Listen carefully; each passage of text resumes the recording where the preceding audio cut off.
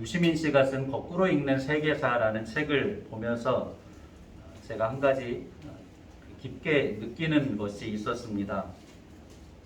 사람이 아무리 품이 있고 우아한 척, 또 고상하고 합리적인 척 가장을 해도 인간은 어찌할 수 없이 추악하고 어리석은 존재라고 하는 사실이었습니다. 무엇이 이것을 증명할까요? 역사가 증명하고 있었습니다. 변명할 여지조차 없이 역사가 명백하게 증명하고 있다는 사실을 제가 느끼게 되었습니다. 제국주의 시대에 아시아와 아프리카를 유럽이 짓밟아 버렸습니다. 무수한 생명들이 죽어나갔지요. 2차 세계대전 당시에 여러분도 알다시피 유대인들이 나치즘에 의해서 600만여 명이 학살되었습니다. 유대인뿐만 아니라 그 당시에 건강하지 않은 사람들, 난치병이나 정신병에 걸려있는 사람들이나 중증 장애인들이나 동성애자들은 국적을 상관이 없이 죽였습니다. 당시 독일이나 오스트리아의 여기저기를 떠돌아다니던 집시들 20만 명이 죽었습니다. 유럽 사회에서 그렇게 유대인들이 학대를 당했는데 유대인들이 1948년에 시오니즘에 입각해서 이스라엘 나라를 팔레스타인에 세우겠다라고 선언을 하면서 이미 팔레스타인 안에 살고 있었던 그 사람들, 본토인들을 많은 생명들을 빼앗았습니다. 그때로부터 지금에 이르기까지 중동에는 끊임없는 전쟁이 벌어지고 있다고 할 수 있는 거지요. 그 안에서 무고한 생명들이 죽어나가고 있습니다. 제가 성지순례를 가면서 한 가지 보았던 것 중에 하나가 베들레헴에 오늘 예수님이 태어나신 날인데 성탄절인데 베들레헴에 예수님이 태어나신 교회가 있습니다. 그곳에 들어가면서 깜짝 놀랐어요. 그 주변이 팔레스타인인들이 거주하는 서안 지구에 속해 있는데 8m 높이의 콘크리트 벽이 쭉 이렇게 세워지고 있었습니다. 이미 세워진 곳도 많았고 계속해서 세워지고 있는 거죠. 그러니까 콘크리트 벽으로 서안 지구 팔레스타인인들이 살고 있는 지역들을 반 감옥처럼 둘러싸고 있었습니다. 지금도 건설되고 있는 현장인 거죠. 누가 더 낫다, 누가 더 악하다라고 말할 수 없을 만큼 서로 쌤쌤입니다. 끊임없이 전쟁이 벌어지고 있고 테러가 벌어지고 있고 그 안에서 죄 없는 생명들이 죽어나가고 있는 것을 역사의 현장 속에서 발견하게 됩니다. 인류의 역사 자체가 전쟁의 역사지요.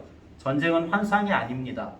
인간의 탐욕이 만들어낸 최대 최악의 비극이고 비참함이라고 할 수 있는 것이 전쟁이죠. 전쟁 중에 인간의 생명은 결코 존엄하지 않습니다. 아이러니한 것은 오늘 인터넷 뉴스에 보니까 어제 뉴스였는데요. 문어를 산채로 요리하면 안 된다는 기사가 떴습니다. 왜냐하면 문어는 상당한 지능을 가지고 있어서 사람을 고별할 수 있는 만큼의 지능을 가지고 있고 고통을 느낄 수 있다고 합니다.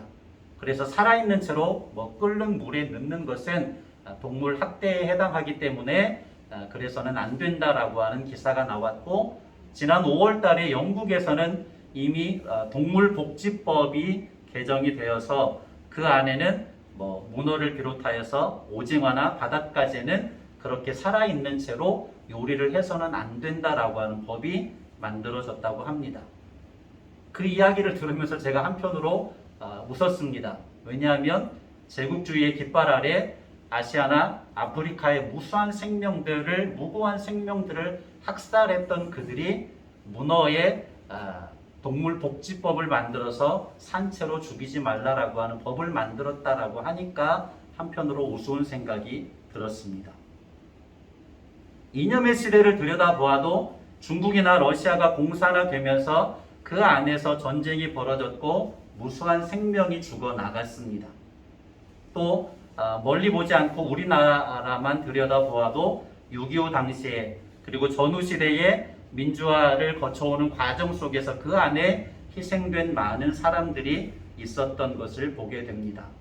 간혹 그 당시의 책을 보면 저는 지금의 시대에 태어난 것을 참 감사합니다. 그 당시에 일제강점기나 사상과 이념이 복잡하게 혼돈하던 시대에 제가 태어났으면 정신적으로 그것을 감당해낼 수 있었을까 하는 생각을 할 때가 있습니다. 또 한 가지, 어제 충격적인 기사를 제가 한 가지 보았는데, 그 기사 중에 하나가 무엇이냐면, 엄마가 아이를 낳아서 탯줄이 바로 끊겨져 있는 상태로 수건에 싸서 그 아이를 그 옷을 버리는 수거함에 버렸다는 것을, 그래서 그 아이가 죽었다는 기사를 보았습니다. 그 얼마 전에는 아빠가 아이를 폭행해서 죽여서 어떻겠습니까? 아이스박스에 담아서 화장실 한편에 놔뒀다는 그런 기사도 들은 적이 있습니다. 인간이 아무리 고상한 척, 우아한 척, 품위 있는 척, 합리적인 척 가장을 해도 어찌할 수 없는 추악한 죄인인 것이 분명합니다. 그것이 성경의 대전제이지요. 성경의 대전제가 무엇입니까? 아담의 후손으로 태어난 모든 사람이 죄인이라고 선언하는 것입니다. 그 죄로 말미암아서 영원한 죽음에 처해진, 지옥의 형벌 가운데 처해진 존재라는 것이 성경이 대전제로 말하는 선언입니다. 어떤 분들은 강력하게 항변할 수도 있을 것입니다. 내가 왜 죄인이냐라고 항변할 수도 있겠지요. 그런데 그런 분들은 꼭 성경이 아니더라도 인간의 역사를 조금만 더 관심을 가지고 들여다보면 인간이 어찌할 수 없는 얼마나 악하고 비열한 존재라고 하는 사실을 인정하지 않을 수 없을 것입니다.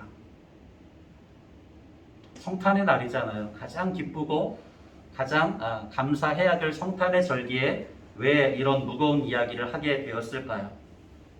이 말을 하고 싶었기 때문입니다. 삼위일체 하나님이셨던 예수님께서 자신을 비워서 사람의 모습으로 이 세상에 오셔야만 했던 너무나 중요한 이유가 여기에 있었다는 사실을 말씀드리고 싶었습니다.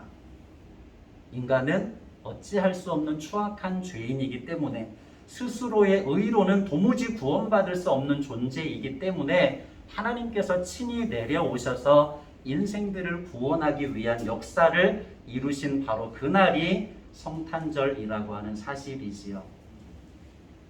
본 말씀의 내용으로 들어가 보겠습니다. 18절에서 25절까지의 말씀에는 예수님께서 탄생하신 예수님의 나심은 이러하니라 라고 하는 선언으로 시작이 됩니다. 그런데 그 내용 18절의 말씀을 자세히 들여다보면 25절 이하까지 가장 중요하게 저자 마태가 의도적으로 강조하고 있는 사실 하나가 발견됩니다.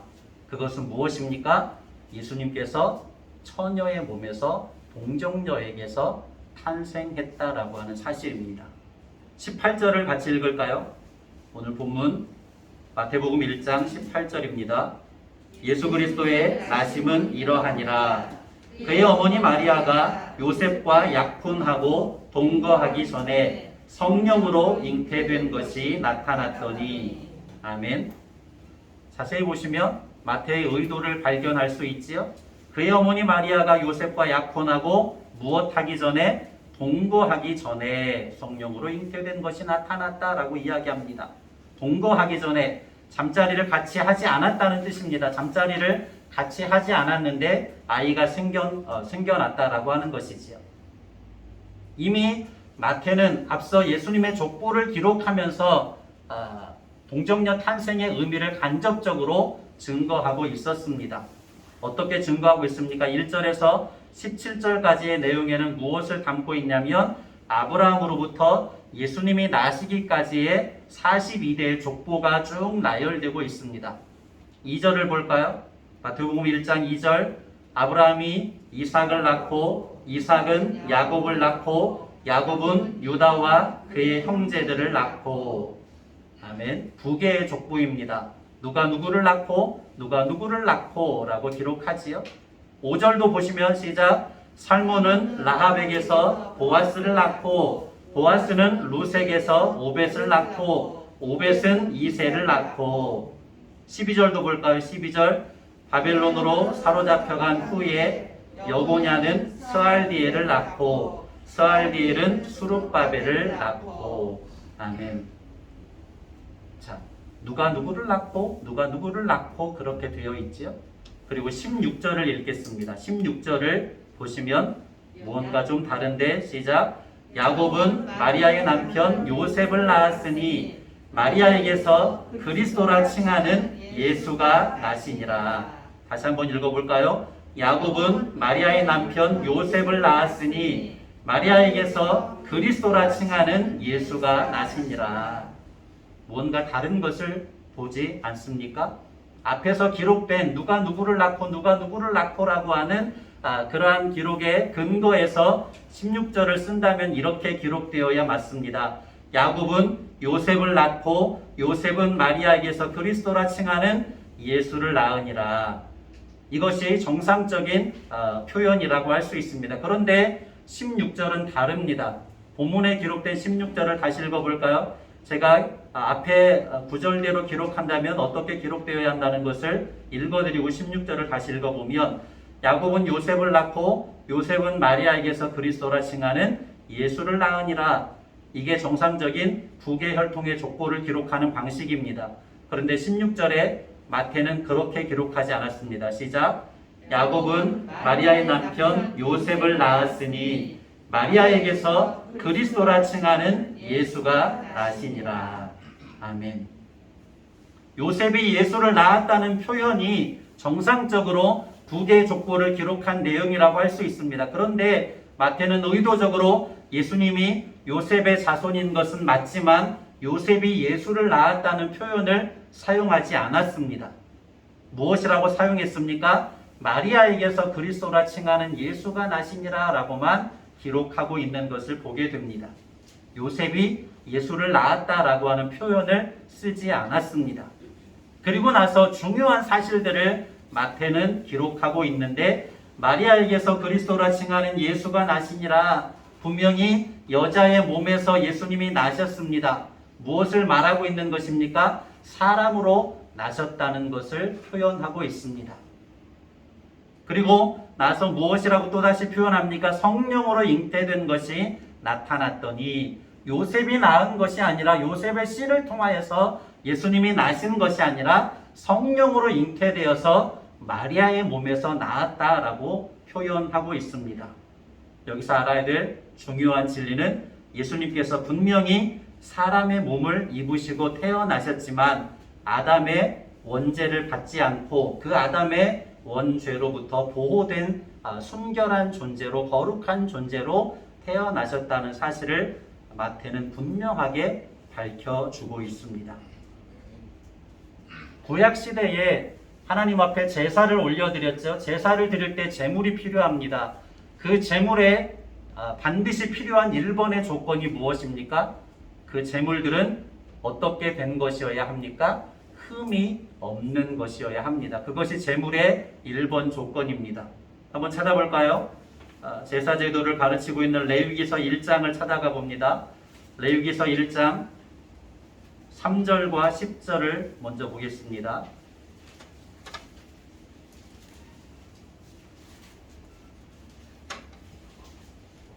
레위기 1장 3절, 10절, 3절 먼저 봅니다.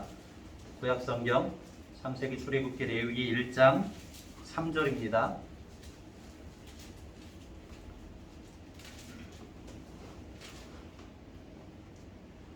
이 구절을 같이 읽을 거니까 쭉 레위기 1장 3절 먼저. 그 예물이 소의 번제이면 흠없는 수컷으로 회막문에서 여호와 앞에 기쁘게 받으시도록 드릴지니라. 10절입니다. 반복해서 나오는 구절을 보세요. 만일 그 예물이 가축대의 양이나 염소의 번제이면 흠없는 수컷으로 드릴지니. 아멘. 3장 1절입니다. 3장 1절. 2장은 소재에 대한 기록이기 때문에 제물이 필요치 않죠. 곡식으로 드렸습니다. 3장 1절. 사람이 만일 화목제의 제물을 예물로 드리되 소로 드리려면 수컷이나 암컷이나 흠 없는 것으로 여호와께 드릴지니. 3장 6절입니다. 만일 여호와께 예물로 드리는 화목제의 제물이 양이면 수컷이나 암컷이나 흠 없는 것으로 드릴지며. 아멘. 4장 3절의 속죄 제물도 흠 없는 수송아지로 드리라고 이야기합니다. 5장 14절에 속번제를 드리는 제물도 흠 없는 순양으로 드릴 것을 명령합니다. 흠이 없어야 됩니다. 제물은 흠이 없고 순결해야지만 하나님께서 그 제물을 받으시는 것이지요. 자기 백성을 그들의 죄에서 구원하시기 위하여서 세례 요한이 말하는 것처럼 세상 죄를 지고 가는 하나님의 어린 양이라고 하지요. 우리의 모든 죄를, 인류의 모든 죄를 대속하시는 어린 양의 제물로 십자가에 죽으셔야 하는 예수님은 흠이 없는 분으로 세상에 오셔야 합니다. 여기서 흠이라고 하는 것은 죄인 거죠. 아담의 후손으로 오셨다라고 하면, 아담의 씨를 이어받았다라고 하면 그 타락한 본성이 전가되었겠지요. 그렇기 때문에 예수님은 그러한 죄가 없는 순결하신 분으로 오시기 위하여서 처녀의 몸에서, 동정녀의 몸에서 태어나셨다. 완전한 인간으로 나셨지만 죄가 없는 인간으로 나셨음을 분명히 드러내게 하기 위하여서 동정녀에게서 태어나셨음을 가르칩니다. 오늘 마지막 마태복음 1장 25절에도 무엇이라고 이야기하지요? 여기에서도 분명히 드러내려고 하는 의도가 담겨져 있는데 25절 시작. 아들을 낳기까지 동침하지 아니하더니 낳음의 이름을 예수라 하니라. 아멘. 아들을 낳기까지 동침하지 않았다. 남자와 관계를 하지 않았다. 누가복음에는 분명하게 천사의 음성을 듣는 마리아가 무엇이라고 이야기합니까? 나는 남자와 가까이 하지 않았습니다. 그런데 어떻게 아이를 뵐 수 있습니까? 라고 묻고 있는 장면을 확인할 수 있습니다. 동정녀에게서 예수님께서 나셔야 했습니다. 왜냐하면 인간을 속죄하기 위하여서 완전한 사람이 되어야 했기 때문입니다. 죄인이 죄인을 속죄할 수 없기 때문에 죄가 없으신 순결한 예수님으로, 순결한 인간으로 예수님은 오셔야 했습니다. 또한 속죄의 완전한 효력을 발휘하시기 위하여서 완전한 하나님 자신이기도 하셔야만 했습니다. 그래서 하나님께서 사람의 몸을 입으시고 이 세상에 오신 것이지요. 그것을, 이 놀라운 신비를 사도 바울은 빌립보서 2장에서 이렇게 선포합니다. 빌립보서 2장 6절로 8절입니다. 사람의 논리나 이성이나 합리나 상식으로 이해할 수 없는 예수님의 동정녀 탄생의 놀라운 신비를, 하나님이 사람이 되시는 놀라운 신비를 사도 바울은 빌립보서 2장 6절로 8절에 이렇게 선포하지요. 특별히 빌립보는 그리스 지역의 헬라 문화권에 있는 도시였습니다. 지혜를 자랑하는 사람들이었지요. 논리적으로 토론하기를 좋아하는 사람들이었습니다. 그러한 사람들에게 예수님의 나심이 이러하다라고 하는 것을 분명하게 사도 바울은 선포하고 있는 것이요. 빌립보서 2장 6절로 8절입니다. 시작. 그는 근본 하나님의 본체시나 하나님과 동등됨을 취할 것으로 여기지 아니하시고 오히려 자기를 비워 종의 형체를 가지사 사람들과 같이 되셨고 사람의 모양으로 나타나사 자기를 낮추시고 죽기까지 복종하셨으니 곧 십자가에 죽으심이라. 다시 한번 읽을까요? 그는 근본 하나님의 본체시나 하나님과 동등됨을 취할 것으로 여기지 아니하시고 오히려 자기를 비워 종의 형체를 가지사 사람들과 같이 되셨고 사람의 모양으로 나타나사 자기를 낮추시고 죽기까지 복종하셨으니 곧 십자가에 죽으심이라. 아멘. 어찌할 수 없는 죄인인 우리를, 저와 여러분을, 인생들을 구원하시기 위해서 성육신의 신비를 통해서 우리에게 사람으로 오신, 아기 예수로 오신 성탄절의 의미를 깊이 깨닫고 감격할 수 있는 저와 여러분이 될 수 있으시기를 예수님의 이름으로 간절히 축복합니다. 두 번째 중요한 의미가 23절에 나와 있죠. 23절을 같이 읽습니다. 23절, 마태복음 1장 23절. 보라, 처녀가 잉태하여 아들을 낳을 것이요 그의 이름은 임마누엘이라 하리라 하셨으니 이를 번역한즉 하나님이 우리와 함께 계시다 함이라. 아멘. 첫 번째 중요한 주제는 처녀의 몸으로 예수님께서 잉태되어 나았다. 완전한 사람으로 오셔서 모든 인류의 죄를 속죄하시기 위한 아기 예수로 오셨다라고 하는 것을 가르쳤고, 또 한 가지는 임마누엘입니다. 그 뜻이 무엇입니까? 하나님이 우리와 함께 계시다라고 하는 뜻입니다. 임마누엘의 의미를 온전히 깨달으면 저와 여러분의 신앙생활이 훨씬 더 풍성해지리라 믿습니다. 아멘.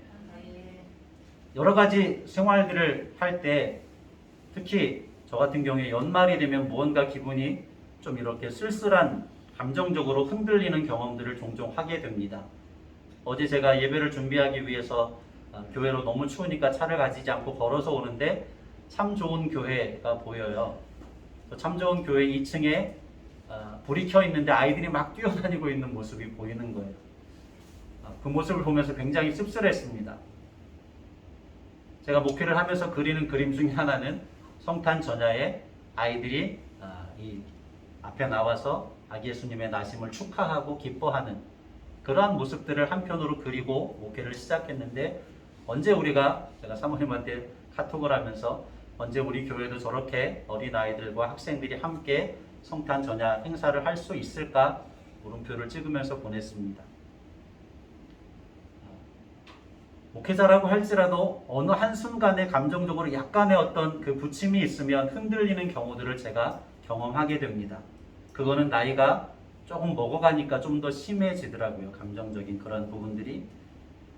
임마누엘의 하나님의 의미를 온전히 깨닫지 못한다라고 하면 인생을 살아가면서 나와 함께 하시는 하나님의 의미를 깨닫지 못한 사람이라고 하면 내면의 공백을 채울 수 없어서 더 크게 흔들리고 요동할 수밖에 없겠구나라고 하는 사실을 제가 더 깊이 깨닫게 되었습니다. 임마누엘의 의미, 하나님이 언제나 나와 함께 하신다. 내가 혼자인 것 같지만, 내가 외로운 사람인 것 같지만, 내가 쓸쓸하게 느껴지는 것 같지만 언제나 하나님께서는 우리와 변함없이 임마누엘 되셔서 나와 함께 하신다, 우리와 함께 하신다라고 하는 임마누엘 속에 담겨져 있는 의미가 저와 여러분의 심령 속에 깨달아질 수 있는 귀한 시간이 되시기를 축복합니다. 하나님은 멀리 계신 분이 아니시지요. 하나님은 하늘 보좌에 앉아만 계시는 분이 아니십니다. 하나님은 살아 계셔서 역사하시는 분이시죠. 당신의 백성들을 구원하시기 위하여서 끊임없이 일하시는 분이십니다. 시편 기자가 고백하듯이 졸지도 주무시지도 아니하시고 우리를 지켜주시고 보호하시는 하나님이십니다. 어느 곳에서 무엇을 행하든지 간에 우리가 하나님께로부터 도망치려고 새벽 날개를 치고 하늘 끝에 바다 끝에 가서 거주할지라도 하나님은 그곳에서도 함께 계심을 시인은 고백하고 있습니다. 출애굽기 3장을 찾을까요? 출애굽기 3장 7절로 8절입니다. 한번 나눴던 말씀인데 이 말씀 안에 두 구절이지만 하나님께서 이루어 가시는 구속의 역사가 집약되어 있지요. 출애굽기 3장 7절 8절입니다. 구약성경 84쪽.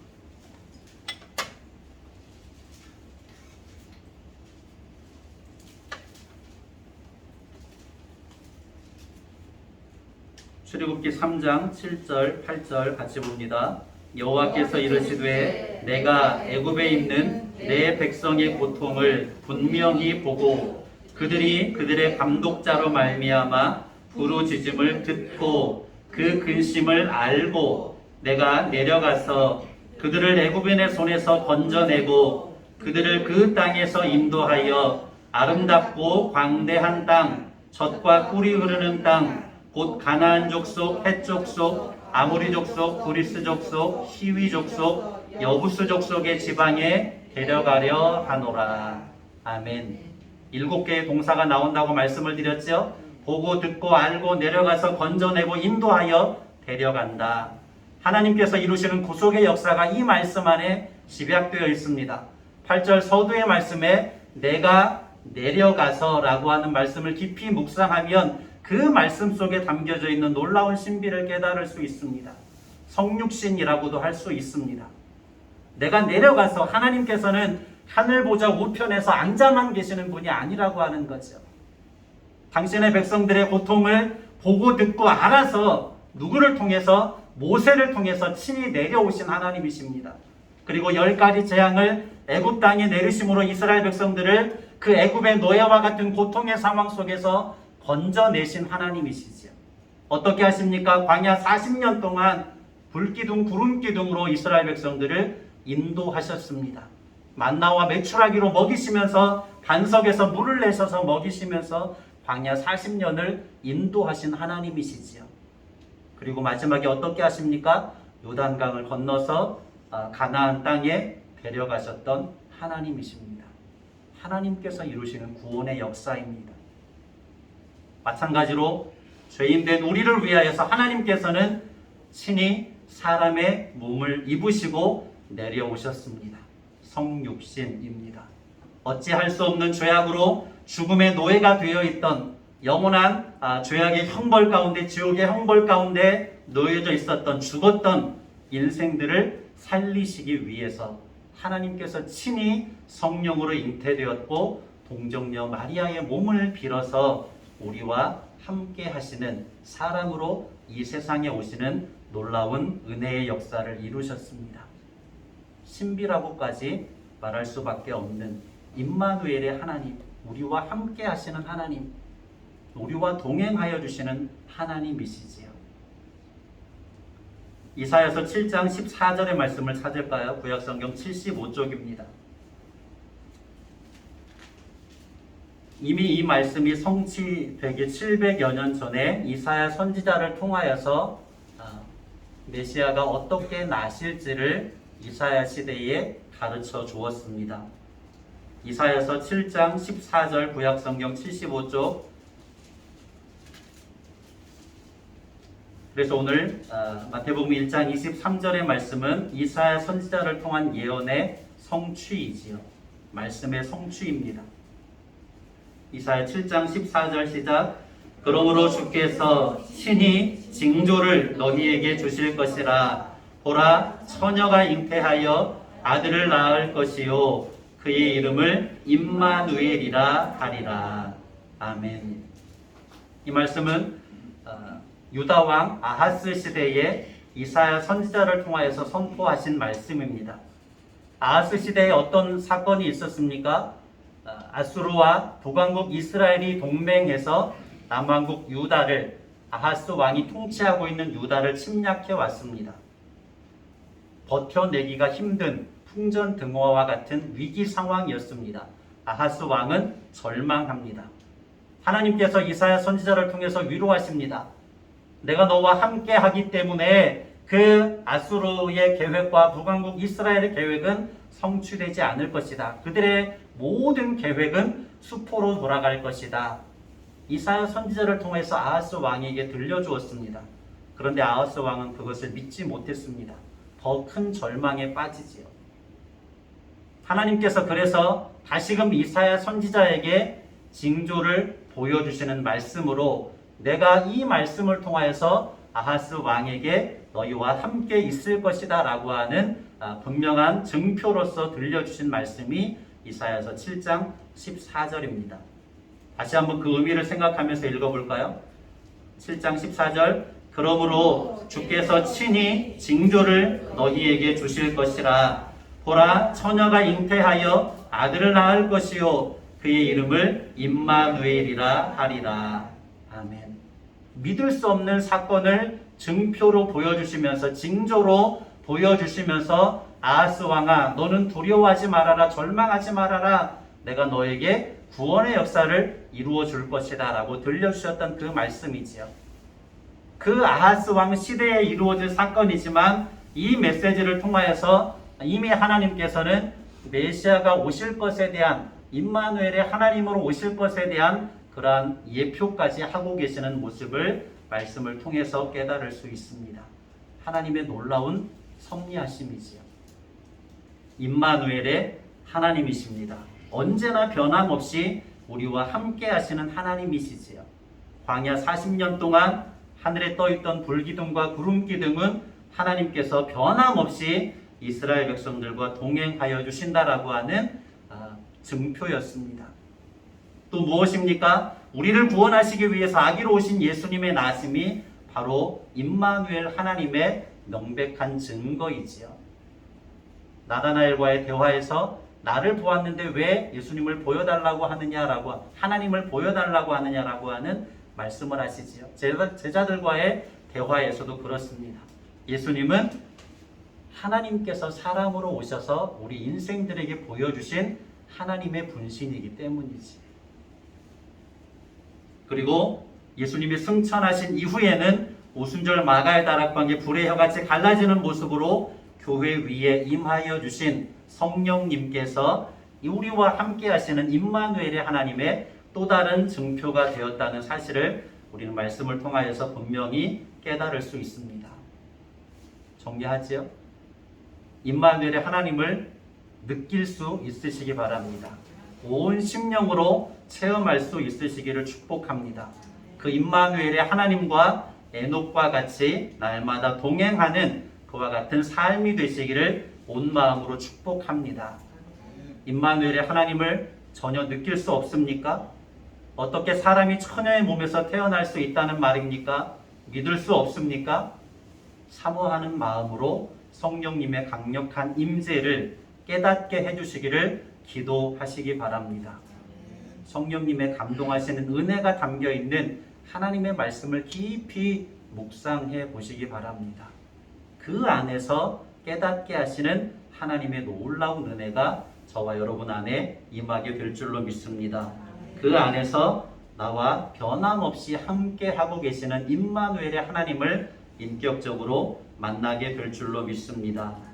성탄절의 주인공은 항상 말씀드리지만 트리나무와 화려한 장식들이 아니지요.